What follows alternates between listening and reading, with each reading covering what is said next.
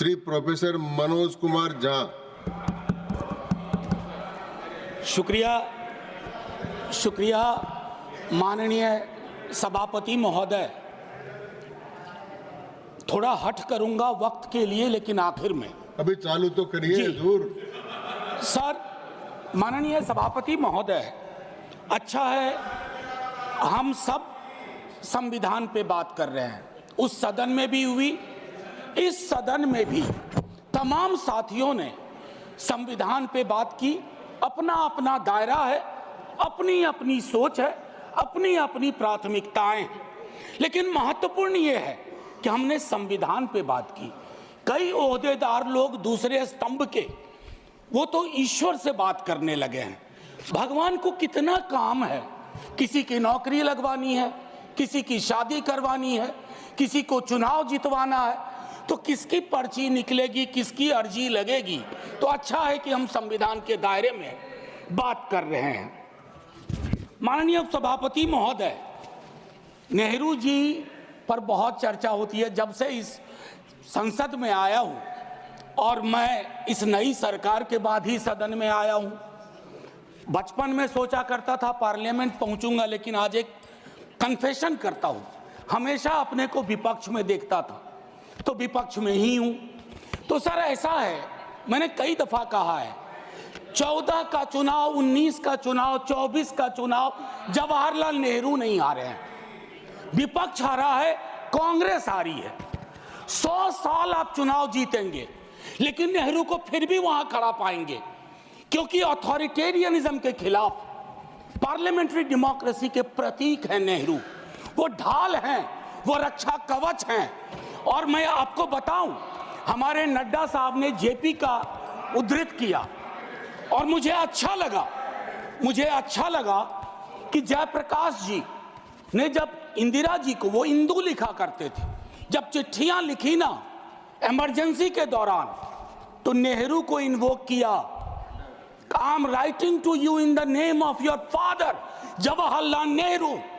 वो ऐसे व्यक्ति थे, जब उनकी आलोचना नहीं होती थी तो छद्म नाम से अपनी आलोचना स्वयं करते थे। तो मैं क्या कहूं, जयप्रकाश जी का कश्मीर पर जो नेहरू जी को चिट्ठी थी या इंदिरा जी को चिट्ठी थी, अगर वो चिट्ठी आज मनोज कुमार झा अपने नाम से कॉपी पेस्ट करके लिख दे, तो सर शाम तक मैं टेलीविजन डिबेट में विलेन बन जाऊंगा। मेरे पर यूएपीए लगे ना लगे, सांसद हूं शायद ना लगे, लेकिन बहुत तरह की तोहमत लगेगी। सर एक आवश्यक बात, हम महापुरुषों की जन्मतिथि पुण्यतिथि पर माल्यार्पण वाले दुनिया के नंबर 1 देश हैं। इतनी पुष्प वर्षा करते हैं जन्मतिथि और पुण्यतिथि पे, लेकिन सर वो तिथियां इस बात की भी होती है कि हम अपनी चुनौतियों को स्वीकार करें। अगर हम संविधान दिवस मना रहे हैं, क्या फ्रीडम के बारे में नहीं बात होनी चाहिए? दोनों तरफ ऐसी बातें हो रही हैं, मेरी कमीज सफेद, तुम्हारी कमीज गदली। अरे साहब, संविधान की कमीज देख लो, वो गदला ना हो, उस पे दाग ना पड़े, ये हमारा दायित्व होना चाहिए। आज से 25 वर्ष बाद मैं इस सदन में नहीं होऊंगा, हम में से बहुत लोग नहीं होंगे। जब 100 साल पे चर्चा हो रही होगी, बहुत चर्चा होगी, लोग विश्लेषण करेंगे, जैसे आज हम करते हैं कि नेहरू को यह करना चाहिए था, नेहरू ने वो नहीं किया।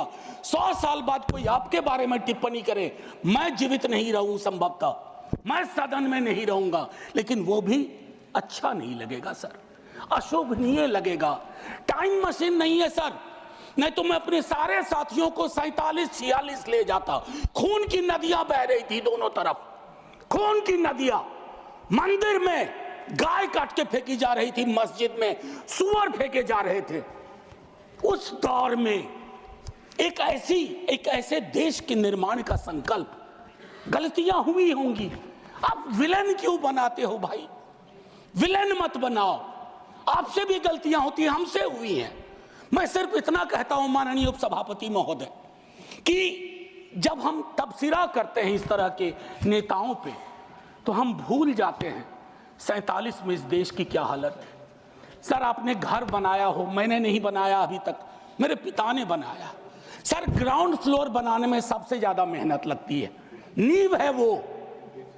नेहरू और अंबेडकर, पटेल, आजाद ने नींव डाली, आप सेकंड थर्ड फ्लोर बना रहे हैं, उन्होंने फर्स्ट फ्लोर बनाया, आप 5 फ्लोर और बनाइए, लेकिन नींव के बगैर फ्लोर किसी काम का नहीं है, ये याद रहना चाहिए। सर माननीय उपसभापति महोदय, हमारे प्रधानमंत्री जी, भाजपा के कई साथी, और चूंकि ये संविधान की डायरेक्टिव प्रिंसिपल्स में है कि यूनिफॉर्म सिविल कोड, सर मैंने विस्तार से अध्ययन किया है, नड्डा साहब ने भी अध्ययन किया होगा, तमाम साथियों ने। सर कई तरह के उस पर विचार थे, लेकिन डोमिनेंट विचार था कि इसको रखो, किसी दिन वक्त आएगा इस पर बात होगी। सर 44 आर्टिकल जो कि ड्राफ्ट में 35 था, उससे पूर्व आर्टिकल 39 क्लॉज सी है sir, about concentration of wealth.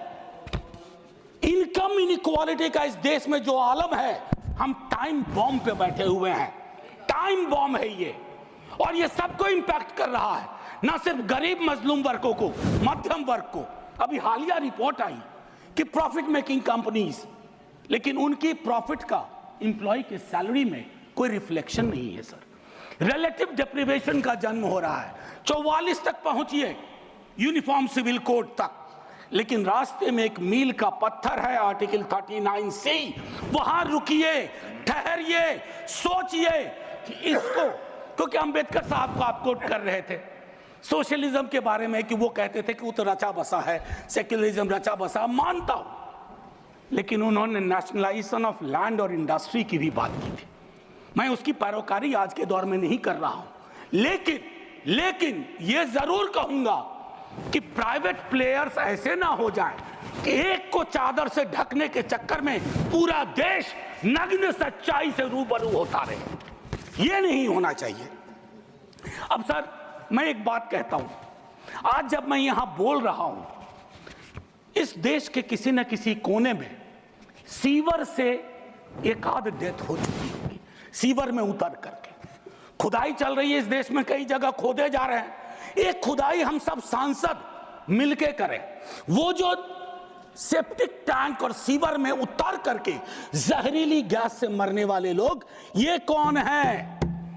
ये हम एक हैं तो सेफ हैं में नहीं आते, ये हमारे हिस्सा नहीं है, इसी समाज का हिस्सा है। हाँ, ये अव्वल बात है कि हमारी जातिगत सीधी नुमा पदानुक्रम में वो नीचे आते हैं, तो उन पर गौर थोड़ा हम कम करते हैं, ये नहीं होना चाहिए। और मैं समझता हूं कि फ्रीडम की जब बात हो तो हम मूल्यांकन करें। फ्रीडम में हाइफन नहीं होता है, फ्री के बाद डॉम नहीं, जैसे जॉर्ज ऑरवेल की किताब में था, all animals are equal but some animals are more equal than others. इस देश में नाम और सरनेम से भी चीजें तय होती हैं सर। खालिद नाम है, जेल में रहोगे, सुनवाई नहीं होगी। हैदर नाम है, मीरान हैदर, नहीं सुनवाई होगी। इमाम नाम है, सरजिल इमाम, नहीं होगा। गुलफिशा होगी, नहीं होगा। तो ये सारी चीज, एक मिनट आप, मैं मेरा टाइम पॉज कर दीजिए, मेरा टाइम पॉज कर दीजिए, मेरा टाइम पॉज कर दीजिए। मैम चेयरपर्सन, मेरा टाइम पॉज कर दीजिए। मैम मैं सिर्फ इतना कहना चाहता हूं, अभी यहां बोल रहा हूं, मूलवासी बचाओ संघ मंच है छत्तीसगढ़ में, अनलॉफुल बना देते हैं आप। अरे कोई तो तौर तरीका हो, किसान विरोध करे, देशद्रोही है। विद्यार्थी विरोध करें नौकरी के लिए, नौकरी मांग रहे हैं आपसे, और कुछ तो नौकरी भी नहीं मांग रहे हैं, परीक्षा समय पर कराने की मांग कर रहे हैं। आप कह रहे हो अराजक हैं, नक्सल हैं। ये जो शब्दावली लेकर के, विशेषण लेकर के आप घूमते हैं, इससे थोड़ा बाज आइए। मैं कह रहा हूं ये टेम्पटेशन होता है जब बहुत बड़ी सत्ता होती है, 15वें वर्ष में, 11वें वर्ष में प्रवेश करते हैं, लेकिन उस टेम्पटेशन को रोकना मैच्योरिटी है, परिपक्वता, परिपक्व लीडरशिप की बात होती है। वैकल्पिक विकास की कोई मांग आपसे करेगा तो आप कहोगे नक्सली है। अब मैम चेयरपर्सन, एक और चीज कहना चाहता हूं, मैं पीड़ा साझा करता हूं बांग्लादेश में जो हो रहा है, साझा करता हूं पीड़ा। 71 के बारे में पढ़ा था, अभी देख रहा हूं। लेकिन मैं महात्मा गांधी पर जाना चाहता हूं। नोआखली में जब देश आजादी का जश्न मना रहा था, महात्मा गांधी नोआखली में दर दर भटक रहे थे, restoration of peace and normality, वो दौर था। उन्होंने एक बात कही थी, आज का दक्षिण एशिया है जिससे पाकिस्तान और बांग्लादेश निकला है, हमें इस बात का स्मरण करना होगा कि हमारी भूमिका सबसे बड़ी है।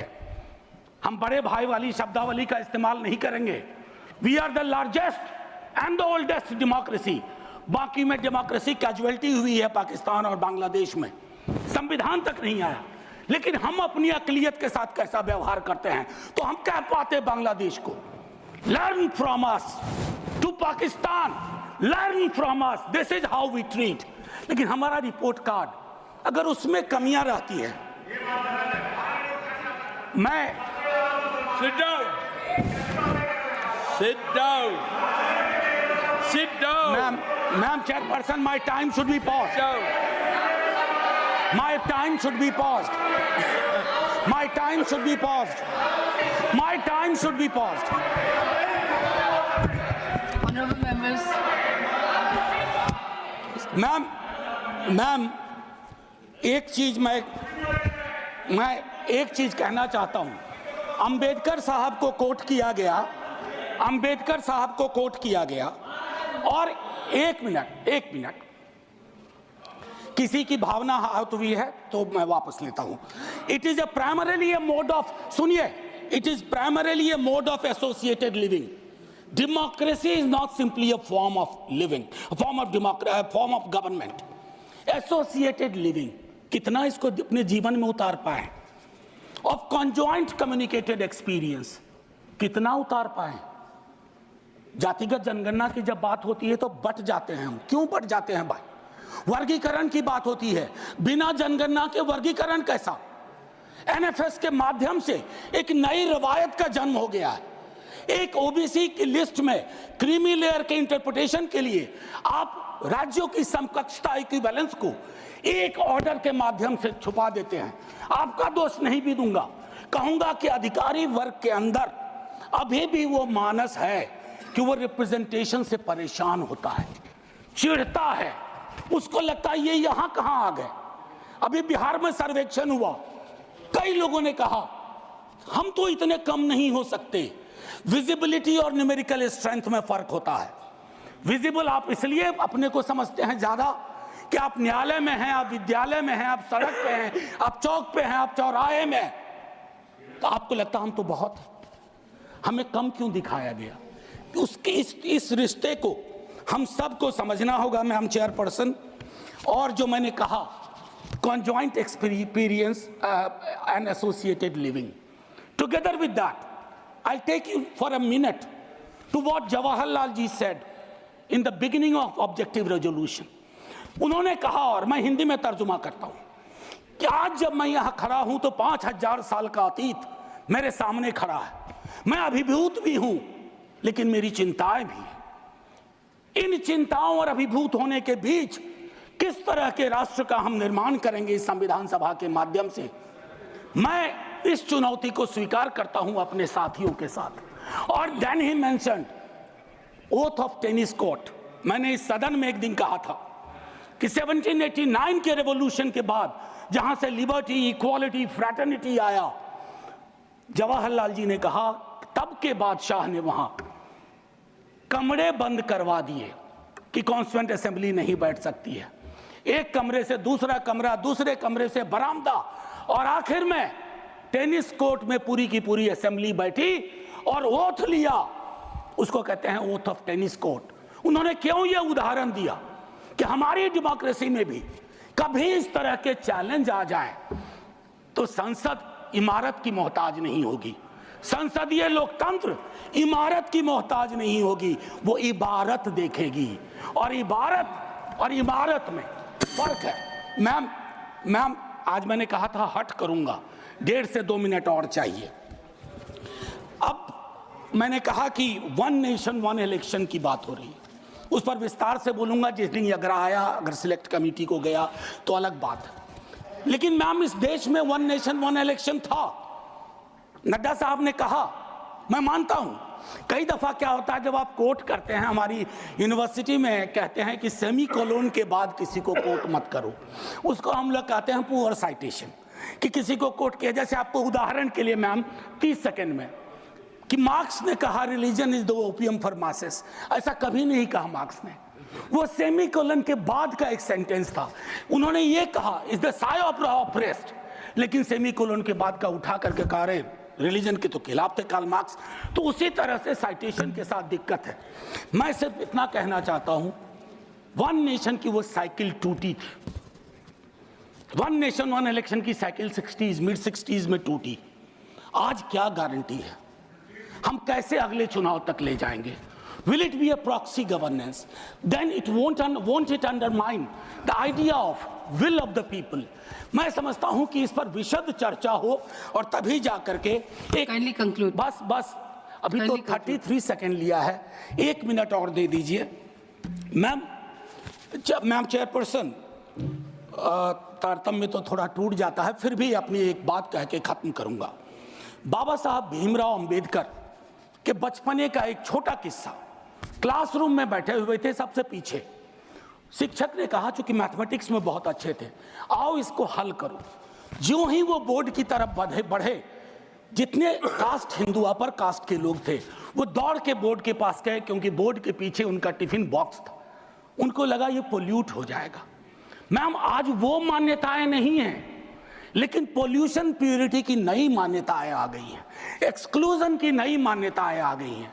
और आखिरी में ऑस्विज एक जगह थी पोलैंड में, जहां जिसको सिर्फ गैस चैम्बर से मत समझिए, ऑस्विज के बनने में सालों की नफरत और घृणा थी, जिसका अंजाम ना सिर्फ जर्मनी में भुगता गया, पूरी दुनिया ने। तो ये नफरत घृणा, इस पर लगाम लगे ना तो हर मोहल्ले में ऑस्विज होगा। और आखिर में मैम, मैं आज जद पे अगर हूं, निशाने पे, मैं आज जद पे अगर हूं तो बदगुमान न हो, चिराग सबके बुझेंगे, ऐसी हवा किसी की नहीं होती। शुक्रिया मैम, जय हिंद।